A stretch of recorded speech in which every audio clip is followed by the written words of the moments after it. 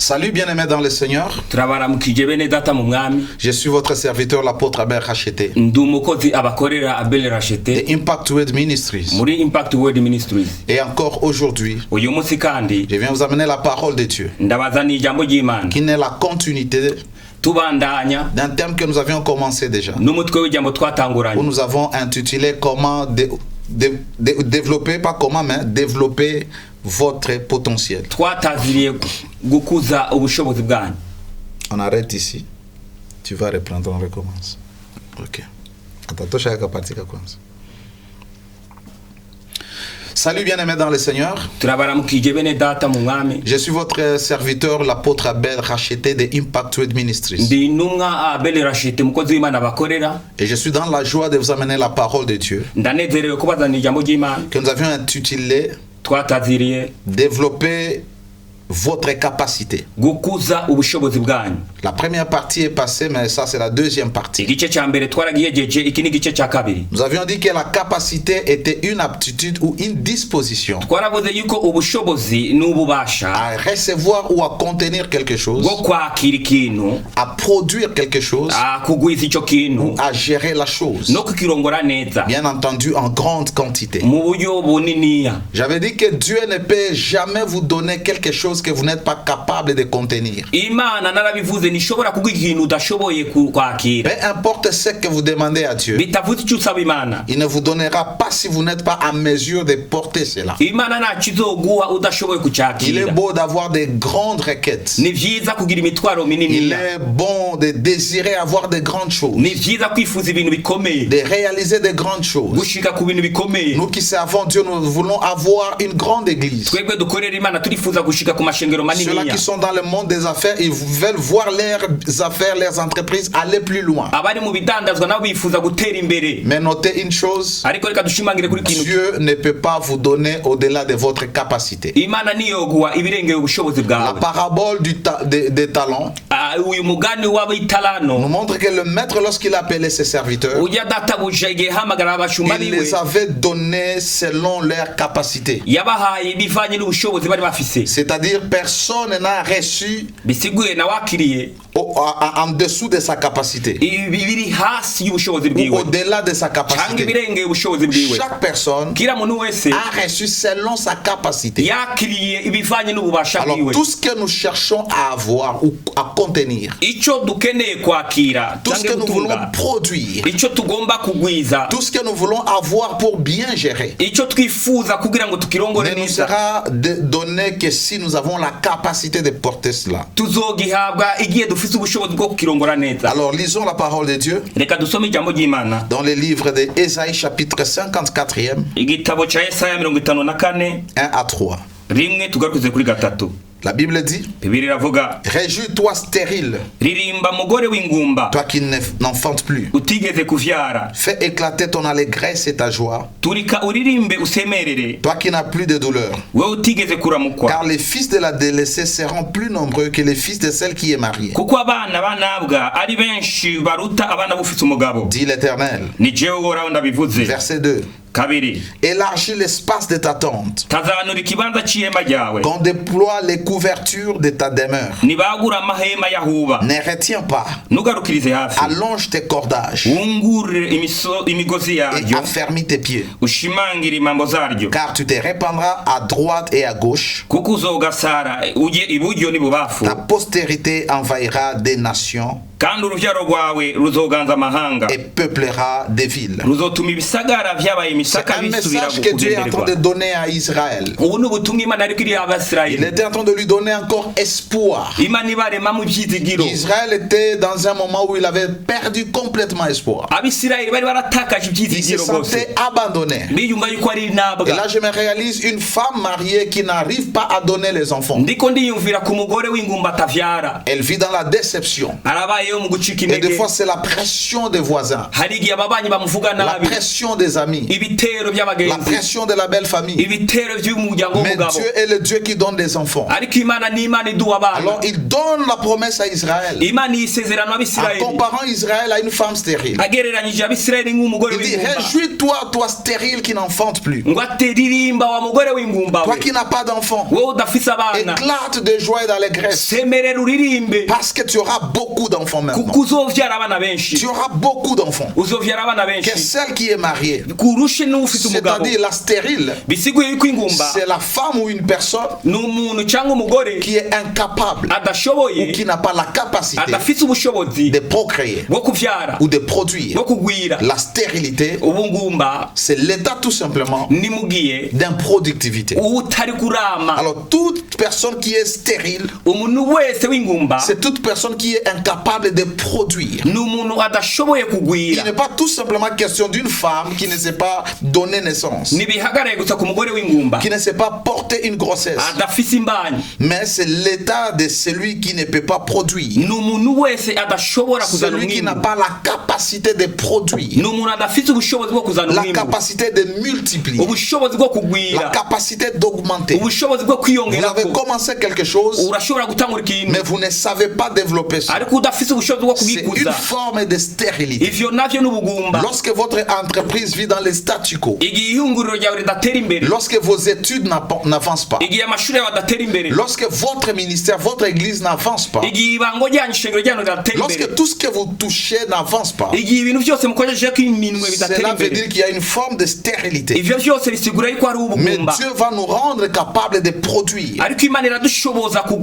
Il va augmenter notre productivité. Notre capacité de produire va augmenter. Alors comment allons-nous développer notre capacité? C'est vrai, on a parlé que Dieu donne selon la capacité de chacun. Et nous nous disons toujours, nous devons rêver grand. Nous devons travailler pour accomplir de grandes choses. Mais comment allons-nous maintenant développer cette capacité de réception, de travail, de productivité et de gestion? La parole de Dieu dit: élargis l'espace de ta tente, au verset 2. Cette femme est stérile, mais elle doit déjà aménager un grand espace pour accueillir les enfants qu'elle doit produire, qu'elle doit avoir. Dieu vous donne la promesse qu'il veut faire de grandes choses avec vous, qu'il veut vous donner beaucoup. Mais vous devez pas d'abord commencer par élargir l'espace de votre tente. Élargir l'espace de sa tente veut dire développer sa vision. La première chose, vous devez développer votre champ de perception jusqu'où votre projet peut aller. Où est-ce que vous voulez amener, ou qu'est-ce que vous voulez réaliser? Je peux appeler ça la pensée Z. La pensée Z. La Z, c'est la dernière lettre de l'alphabet. Alors, la pensée Z n'est rien, tout simplement les résultats finaux que vous voulez accomplir. C'est la chose ultime que vous voulez avoir. La première chose, élargissez l'espace de votre temps. Parce que les problèmes, ce ne sont pas les enfants, mais le problème, c'est l'espace qu'on va montrer à Dieu pour que Dieu puisse agir. La grandeur de la tente va dépendre de l'espace qu'on a aménagé. Alors commencez par développer cela. Il dit qu'on déploie les couvertures de ta demeure, c'est-à-dire les couvertures de la tente. Ne retiens pas. Allonge tes cordages. Tu dois aménager ou mettre la tente. Tu dois avoir une grande place où tu vas déployer les couvertures ou les sheeting de ta tente. Et Dieu te conseille déjà, ne retiens pas, c'est-à-dire ne doute pas, ne t'arrête pas. Rêver grand, ce n'est pas un péché. Avoir une grande vision, ce n'est pas un péché. Il dit allonge tes cordages. Prends les cordes, tire-les au plus loin possible. Et dit affermis tes pieds. Là où tu vas mettre les cordages, les pieds sont les morceaux de bois ou de fer qu'on place à terre, sur lesquels on met des cordes. Alors tu vas les dedans pour la stabilité. Il dit puis ne retiens pas, allonge tes cordages et affermis tes pieds. Car tu te répandras à droite et à gauche. C'est ça la productivité. Les enfants que tu auras vont aller plus loin. Alors commence par développer ta vision. Il dit affermis tes pieds. Ce qui peut être affermi ici, je parle de la foi. Ce qui fait que votre projet soit constant, stable, c'est votre foi. Votre foi en la vision que Dieu vous a donnée. Votre foi en ce que Dieu a déposé en vous. La deuxième chose, développez votre foi. Et la foi n'est rien d'autre que la confiance que nous avons envers Dieu. Parce que nous savons que Dieu peut tout et que rien n'est impossible à lui. Dieu aime ceux-là qui ont la foi. Alors vous devez poser votre foi dans un premier lieu à Dieu. La Bible dit sans la foi personne n'est agréable à Dieu. Dieu fera exactement les choses auxquelles vous croyez. Comme je vous ai dit, Dieu ne peut pas vous donner au-delà de votre capacité. Ainsi Dieu ne fera rien au-delà, et il ne fera jamais au-delà de votre foi. Dieu ne vous donnera jamais les choses que vous ne croyez pas. Ça peut être les dons. Beaucoup de gens ne peuvent pas prophétiser. Tout simplement parce qu'ils n'ont pas foi au don des prophéties. Beaucoup de gens ne peuvent pas opérer dans les dons de guérison. Parce qu'ils pensent que ceux-là qui guérissent les malades, ils utilisent les forces obscures. Dieu ne vous donnera jamais un ministère auquel vous ne croyez pas. Si vous n'avez pas foi en votre vision, vous n'allez pas réaliser votre vision. Ça peut être l'argent. Demandez l'argent à Dieu. Mais Dieu vous donnera exactement si vous avez foi. La Bible nous encourage dans Jacques de demander la sagesse auprès de Dieu.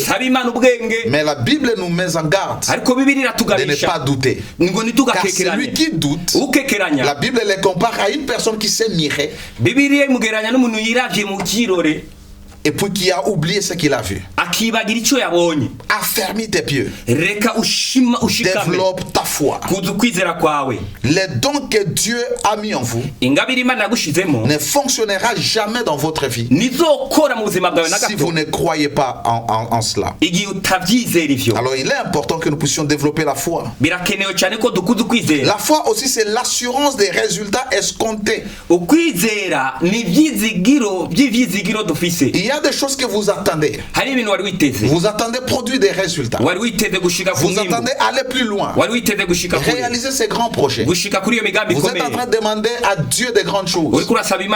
Dieu dépose une semence en vous. Il met un talent en vous que vous devez maintenant développer. Mais vous devez avoir l'assurance de ces résultats que vous êtes en train de rechercher.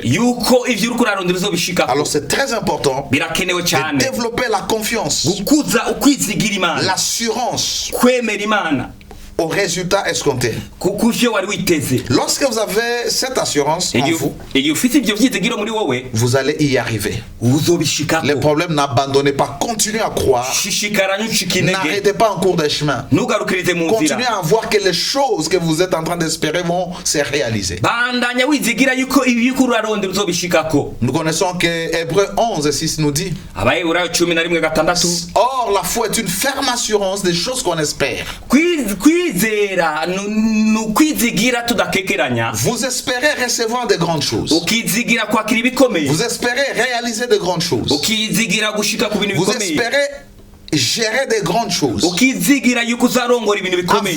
une grande capacité de gérer beaucoup de choses. Vous devez avoir l'assurance que lorsque Dieu va vous donner cela, lorsque votre entreprise deviendra beaucoup plus productive, vous allez être à mesure de le faire. Une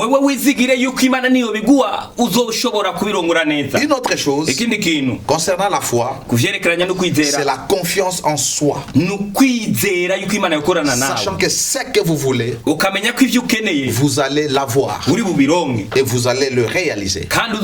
Vous allez le faire. Beaucoup de gens, ils n'ont pas confiance en eux. Et ça fait que les gens vivent dans le complexe d'infériorité. Vous devez avoir confiance en vous-même. Ne placez pas toute votre confiance en vous-même. C'est pourquoi j'ai commencé par vous dire, nous devons d'abord placer notre confiance en Dieu qui peut toutes choses. Parce que rien n'est impossible à Dieu. Et ici, il est maintenant question de croire en vous-même. Parce qu'il est impossible de réaliser des choses si vous ne croyez jamais en vous-même. Un élève, un étudiant qui dit que ce cours-là, moi je ne peux pas réussir, cette leçon-là, je ne peux pas réussir. C'est difficile. Le problème, ce n'est pas le cours. Le problème, c'est son attitude. La personne n'a pas de confiance en soi. La personne voit que les mathématiques sont difficiles, que la chimie est difficile, que la comptabilité est difficile, que le cours d'économie est difficile, que le cours de droit, peu importe le droit, est difficile. Si vous n'avez pas confiance en vous-même, vous n'allez rien réaliser. Vous devez savoir que vous allez le faire. Vous devez l'accomplir. Parce qu'il y a une force invisible qui vous soutient et qui est la puissance de Dieu, la puissance du Saint-Esprit. Comme l'apôtre Paul pouvait dire dans Philippiens 4:13, il a dit: je puis tout. Je puis tout par celui qui me fortifie.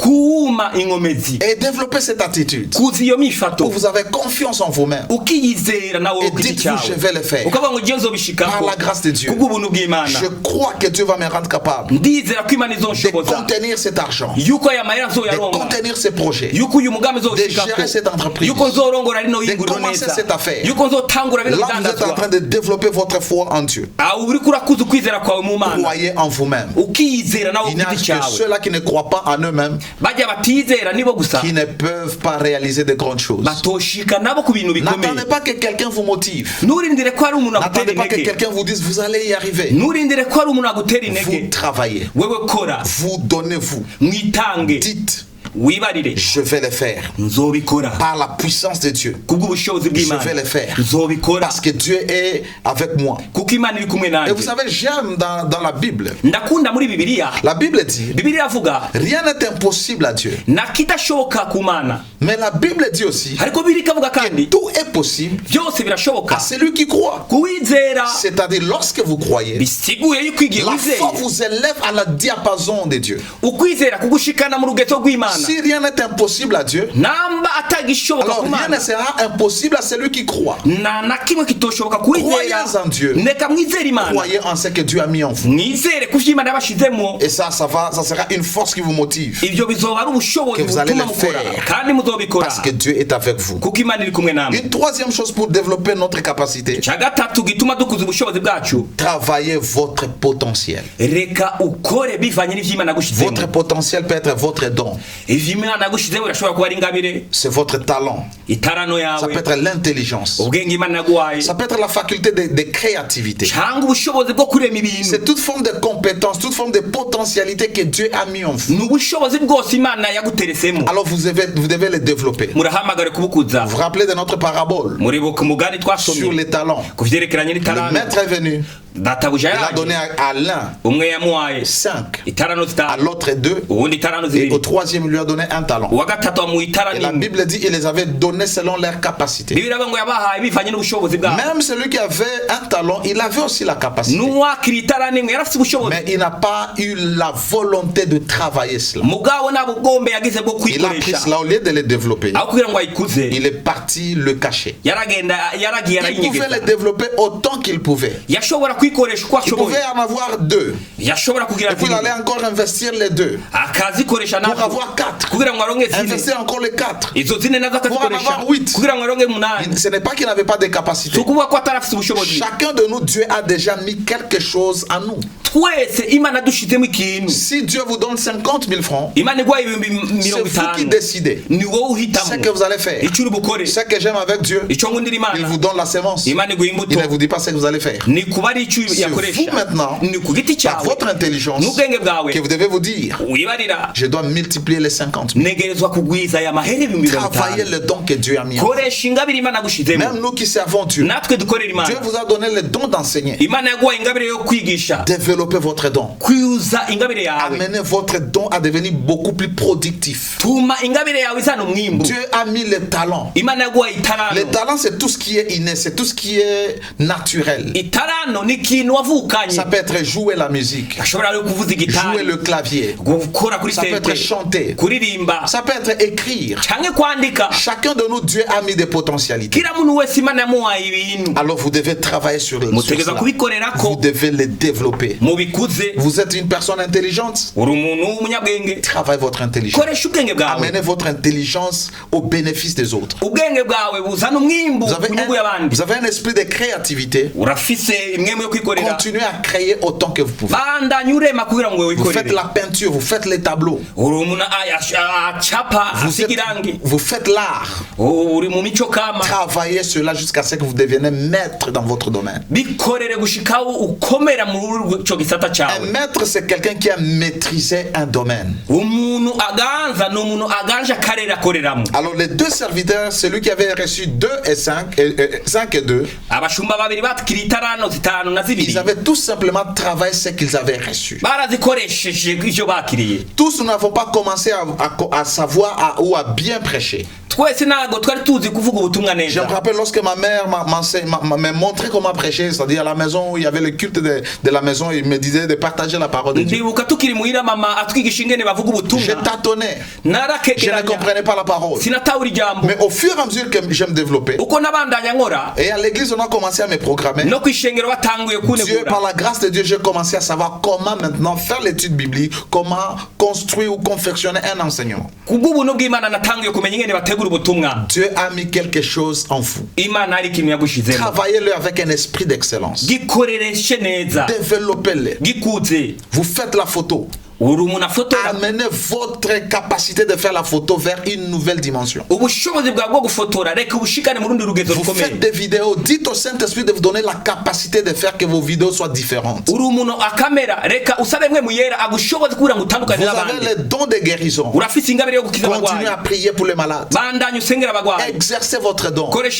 C'est comme ça que vous les travaillez. Et tout organe, on dit toujours que tout organe qui n'est pas utilisé s'atrophie. C'est-à-dire tout don que tu n'utilises pas va perdre son efficacité. Lorsque Dieu nous donne un don, un talent, une aptitude quelconque, c'est à nous de développer cela. Dieu ne le fera pas à votre place. Il vous a déjà donné les dons. La responsabilité de Dieu, c'est d'équiper, de vous équiper, de vous donner les dons. et vous donner la capacité. Juste une petite capacité que je peux appeler une mesure de capacité. Mais c'est à vous maintenant de développer cela pour que cela puisse aller très loin. C'est votre responsabilité. Dieu vous a déjà donné l'argent. Dieu vous a déjà donné les dons. Dieu vous a déjà donné l'intelligence. Maintenant c'est à vous d'amener plus loin, au plus loin possible et de développer ce que Dieu vous a donné. Il y a des gens qui ont des talents mais qui attendent que Dieu fasse un miracle. Il y a des gens que Dieu a déjà donné une séance d'un 100 000, d'un 500 000 et ils attendent toujours que Dieu fasse quelque chose. Dieu commencera là où vous avez. Dieu commencera à agir avec ce que vous avez. Vous vous rappelez la semaine précédente lorsque nous avons dit de la veuve qui n'avait qu'un petit pot d'huile dans la maison. Et le miracle a commencé là-bas. Je vous ai dit que ceux-là qui ont reçu les talents, ils devaient commencer avec ce qu'ils avaient reçu. La quatrième chose, vous devez maintenant maximiser votre productivité et devenir meilleur. Vous êtes appelé à produire, travailler pour maximiser votre productivité. On ne devient pas meilleur, on ne devient pas trop productif en rêvant ou en parlant trop. Il faut être travailleur. C'est en travaillant qu'on va avoir des résultats. Celui qui a reçu 5 talents, il a travaillé, il a produit 5. Celui qui a reçu 2, il a travaillé et il a reçu encore 2. Alors vous devez maximiser votre productivité. Cherchez toujours à avoir les profits meilleurs et le Seigneur sera avec vous. Développez ce que Dieu vous a donné. Ne vous contentez pas d'une faible productivité. Soyez productif. Et lorsque vous êtes productif, visez toujours à être meilleur. Meilleur dans votre domaine. Dieu vous a donné l'intelligence. Soyez meilleur là où vous travaillez. Soyez meilleur à l'école. Soyez meilleur à l'université. Soyez meilleur en maximisant votre productivité. Vous travaillez dans une entreprise, dans une organisation, dans une maison quelconque, et vous êtes nombreux. Chacun a un talent. Mais la différence, l'appréciation sera au niveau de la productivité. Comment est-ce que vous avez maximisé votre productivité? Alors vous devez avoir cela dans la tête. Vous travaillez, vous prêchez, amenez votre prédication vers une nouvelle dimension. Ne dites pas n'importe quoi aux gens. Donnez aux gens des choses qui vont les aider dans la vie. La dernière chose, vous devez prier Dieu. Dieu a déjà mis en vous. Vous avez les potentiels. Vous croyez en lui. Vous croyez en vous-même.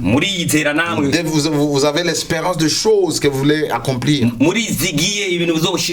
Vous travaillez votre potentiel. C'est très important. Vous maximisez votre productivité.